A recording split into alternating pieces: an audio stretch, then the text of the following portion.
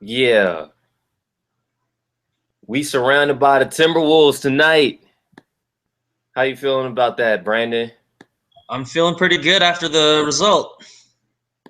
Well, it's good to know that somebody doesn't miss doesn't miss the old Kanye as much, even if Pablo Prigioni didn't have that great of a game. Yeah, uh, it's okay. Maybe we'll get this video cast to stream on Tidal just the way Kanye's going, and maybe we'll get 250 million in the first weekend as well. oh heck yeah, we're just gonna release singles on SoundCloud until then. What's the next holiday coming up? Memorial Day. Yeah, something like that. Yeah, hopefully the Clippers are still playing in. That'll be good for all of us. It means that we're Yes. still doing shows and they're going to the finals or something. Yeah. Um, welcome. We are ClipperBlog Live. We haven't done this in a week because the Clippers have been home and so have I. And ClipperBlog on tape is an opportunity for some of you to see videos that I produce. And the Clippers won. So the mood is a lot different around ClipperBlog Live than the last time we were here. Would you say, Brandon? Yes, and before I start, I just want to say like great stuff on ClipperBlog on tape. I've watched every single one that you've put out, and it's consistently fantastic. Hey, I appreciate that. Tonight, Timberwolves, they hosted the Clippers. They unfortunately did not do what they did the last time they faced the Clippers, and they lost by 20. And it wasn't that close, was it? No, and it didn't seem like. Well, okay, for the first 2 minutes of the game, it seemed like it was going to be a blowout, and then things calmed down. But by the third quarter, things normalized in favor of the Clippers, and it turned out to be that blowout. First game that the Clippers have held an opponent under 80 points this season. So I think that's really impressive. But I mean, 20-point win's a 20-point win. I mean, that's impressive no matter how you slice it. I mean, look, here's how I slice it. Uh, the Clippers have won four straight. I mean, you win four straight games, and you have these. This has been a crazy month, as we all know. This is the front end of the team's fifth back-to-back in 17 days. And again, last week when we did this, it was the front end of back-to-back number three of this month. Golden State had swept the Clippers, and they had fallen to 4-7 on the month. And we had no Blake Griffin news at all. And I mean, look, we're going to change from the Rock family a little bit. Go to Jay-Z, Hard Knock Life Volume 2. It was all bad just a week ago. Now, when Blake's coming back, the team got home, got some of that home cooking. I don't even know if any of them can cook. I just know that, I mean, none of those guys sponsor any food or anything like that. It's just State Farm and Kia. But I mean, whoever was doing the cooking, it's worked. 3 games homestand. They win those 3 games, and now they go up to the Wilderness. They crushed a Timberwolves team that has not been playing poorly, and Chris Paul, JJ Redick scored more points between the two of them than Minnesota's entire starting lineup combined. That's crazy. How does that happen? Like, you were discussing Chris Paul, and the fact that he had 16 dimes in this game, through 3 quarters. You were talking about DJ scoring. J. Let's just get to the third quarter. The last time these guys really got on the court, like, what did you see where they were able to pick Minnesota apart? Well, one of the things, and this really stands out when talking about those 16 assists, is we should also mention that Chris Paul had 8 rebounds. And with those 8 rebounds, he was incredible because what he was doing is as soon as he got the ball, he was dashing down the court and he was just running. He was igniting the offense from the rebound and up. There was no pass out. I mean, he was completely in control of that full possession. And when he was just darting down the court, I mean, he was finding open players. You could see just the offense, because they're so used to playing with Chris Paul. They were already running to spots on the floor that they liked because they knew Chris would find him there. That definitely made a huge difference in the third quarter, and that really helped the team to, build that lead after what looked like a game that could be a bit sluggish, because the second quarter was incredibly slow. The way it started, even though they had a 10-point lead to start the second quarter, they were starting to give some of that up. The starters had to come back in pretty early in the second quarter. I feel like it was just after the 8-minute mark that DJ and Chris Paul came back, and they started picking it up, restoring that lead. But overall, sluggish, not on the level of the third quarter that the Clippers put up against Minnesota last time in February with that, infamous game. Now infamous, I should say.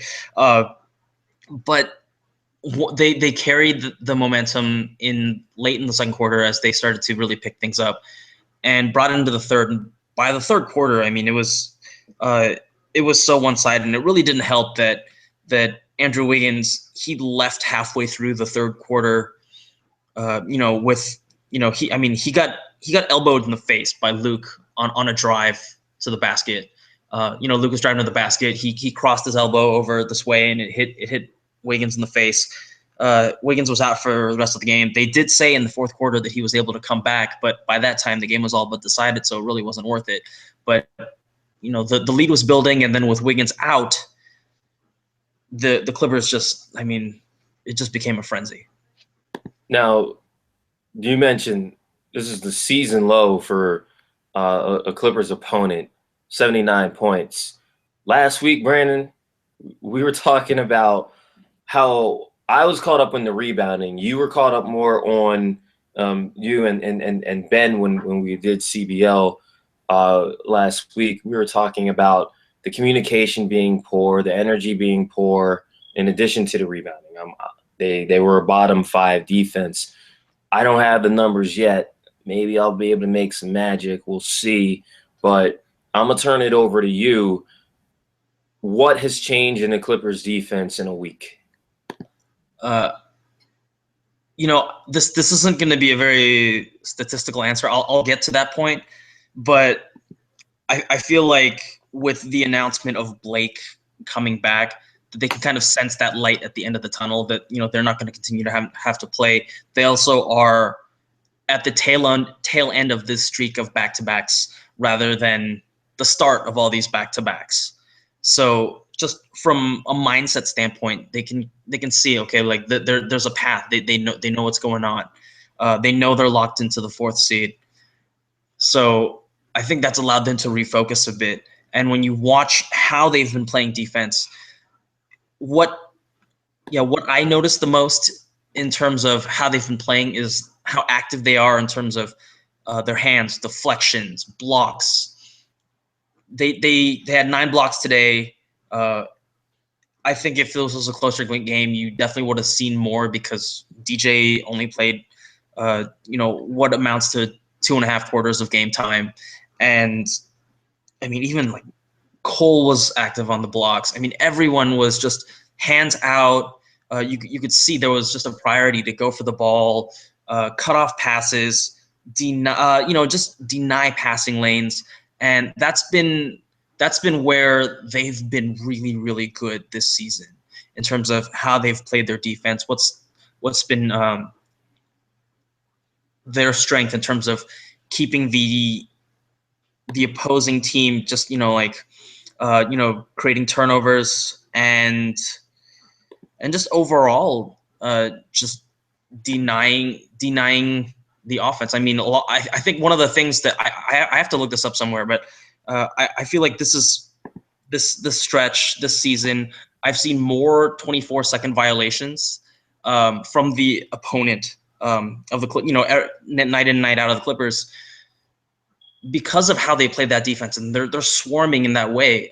There's always a guy trying to look to pass, and then as soon as it's either Wes Johnson or Pablo or whoever it is, rushing over, either double teaming or coming off, switching, making sure that they can't get a pass, they can't get a shot, and they're denying a lot of quality quality opportunities. I think that's why you see so much of the opposition that plays the Clippers, taking the majority of their shots in the mid-range. And I mean, that definitely plays in because it's a low percentage shot, but that's when the Clippers defense is at their best. I think that's also when the second unit is at their best. A lot of what was incredible about the game going back even to, Monday against the Celtics was, I mean, everyone's going to stand up when they see that 67 points from the bench. But part of that, and I think part of how they built up, was because they were swarming. They were covering all around the place, and it just created so much live ball opportunity and transition, and it just allowed the team to run. And that's what they've been doing. Last week, it didn't look like they were doing a lot of running. This week, these past few games, it looks like every time they get the ball, they're just trying to get over to the half court as soon as possible.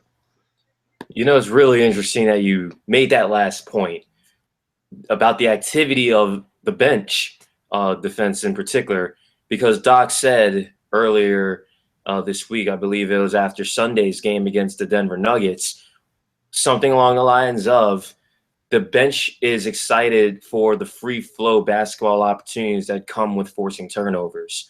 And when you get that, you get opportunities to score without having to set up your offense. That has been a priority. And let me tell you, Brandon, in the last week, so tonight's games aren't in yet, and we're going back to Thursday. Clippers have won 4 straight games. They are the top defense in the league in that time. They really, and it's not close. Even after the Jazz last night gave up Monday night, they gave up 75 points in a blowout victory against the other LA team, the Lakers. They are second in that time span. We're talking from last Thursday to tonight's games as of the ones that have gone final. The Jazz are second. The Clippers are first. Is defense efficiency. And the Clippers are 5.1 points per possession better than the Utah Jazz. That's a huge gap between 1 and 2. In other words, it's not even close. We're not saying, the Clippers are barely the best. No, they have turned it all the way around. It's a small sample size, but then again, anytime you're talking about what a team is doing during a certain streak, it's a small sample size. During the streak where the Clippers had dropped 5 of 6 games going into that Portland game Thursday night, they were bottom 5. Their rebounding was, as far as their rebounding rate, was bottom 3, along with the Timberwolves. They turn it around, and it's not just the turnovers. Brandon, they shot 35% for the game. The Timberwolves did 34.5%, and on a lot of shots. The Timberwolves got up 87 shots and scored only 79 points. Do you know how hard it is for an entire team? And again, we're all like so much more analytically inclined to put these numbers in, but for a player, we'll usually go, "Oh, damn, man, you had a bad night if you had more shot attempts than points." But for an entire team, that's rough, man. And it would have been worse if the phenom Karl Anthony Towns didn't make 7 of 13 from the field. I mean, the defense. It's very impressive how they've been able to turn around. And Doc Rivers gets a lot of credit for nipping this thing in the bud. The struggles that they had, and even before Blake gets back, here they are playing outstanding on that end of the court. So, and if I can just add one thing, I mean, small sample size for past 4 games, but 2 of those teams they played, Portland and Boston, are absolutely fantastic offensive teams. So that should definitely factor in to, how impressive, even if it is 4 games, how impressive this overall stretch has been for them. And again, and we can shift off of this through 3 quarters. The Timberwolves are shooting 31% from the field. Remember, the Timberwolves garbage time benefited them tonight. They benefited in the margin. They were shooting, bro. How do you shoot 31% from the field for 3 quarters when your top dog is 7 of 13 from the field? So this was a complete domination of a team that, again, Minnesota had been playing close to 500 since the last time they saw the Clippers. This is, I mean, look at our 3-on-3s, which you were on this morning. I mean, it's weird as hell. We have a way on 3-on-3 of acting like the Clippers are kind of winning out of spite of something, whereas their opponent, no matter how whack their opponent is, there's like this light of optimism. And then the games start, and it's the complete opposite. So this was a great, dominating performance, one that allowed for the third game in a row. The starters didn't play in the fourth. I mean, well, tonight Wesley Johnson played, but I'm talking Luke, who never really plays that much anyway. But Chris, JJ, DeAndre Jordan. Guess what, Brandon? They're not playing tomorrow. Mm-hmm. Oh, man, I love this. Here's why I love this. I called this. I was like, bro, they should want to put Easter Sunday. I was like, they should want to put Denver away early because they got to come back and play. Well, boom, they put them away, and the guys didn't play in the fourth. They get Boston, and we were like, man, they might blow these dudes out because even though everyone loves Brad Stevens and the Celtics, I mean, they don't defend the Clippers well at all. Boom, they blew them out, and so it was like, oh, they got Minnesota. Man, I know they lost them last time, but they handled their business. They win that game. They're not playing Oklahoma City. They're just not. It makes no sense to have guys play 4 games in 5 nights, you know, the 5th back-to-back in 17 days when you're not playing Oklahoma City in the playoffs unless both of them have something incredible happen in round 2, which is as simple as beating, you know, San Antonio and Golden State, and they meet in the conference finals. It's like you've seen them 3 times. You know, the home team's won. You don't need to play Oklahoma City. Blake's coming back Sunday. Here we go. Here we are. They're 8-7. Even if they lose, as bad as March looked for a while, they're not. They're going to finish this month at least 500. Incredible. Yeah, after the way they started. I mean, if you told me that this is how it was going to go after when we talked last week, because I definitely had a different spirit. I had a different level of energy, the way I was looking at how things were going. I mean, it looked bad. And now you look at it, you know, they're 8-7, like you said. They'll probably finish out 500 on the month without having to play any of their players tomorrow, you know, any of their studs. It is like, you know, you just hit the community chest and you found out you're going directly to go and collect $200. You know, so I mean, I think considering the playoff race, at least for them, that they're locked into the 4th seed, they can't move. I mean, mathematically, yes, they can move, but just the chances of them becoming the 3rd seed or falling to the 5th are just so unlikely that, yeah, they got to start thinking towards the playoffs. And with, like you said, with Blake coming back, it's just time to rest up and just get ready for that final stretch, the stretch run. Absolutely. So check it out. This is usually the point in the show where we turn it over to our fans. We might have one person viewing right now. Okay. So thank you, one person viewing. Checking Twitter, checking the blog. And I think we might have struck out tonight. So, Clippers are 4.5 games back of the Thunder. They play the Thunder tomorrow. They really don't. So there's that. March. What do they say about March, Brandon?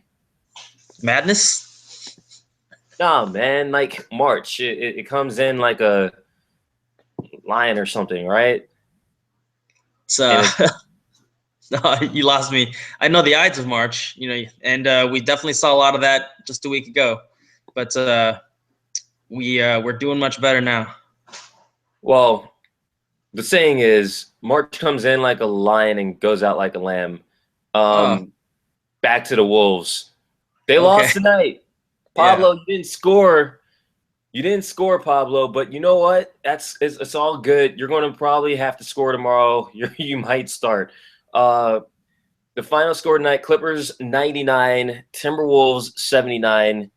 Um, Brandon, take us out with, first of all, uh, Ralph is fine, and hopefully, best wishes to his family as they grieve. But just take us out, Brandon, on some thoughts on Brian's job tonight. Yeah, I thought he did a really good job. I've always enjoyed Brian, listening to him on the radio. I listen to a lot of games on the radio. He's got his own kind of style. His catchphrases like "straight but strong," "yes sir." I mean, he's definitely a guy. I know it's so easy to listen to Ralph because Ralph is so fantastic on the call.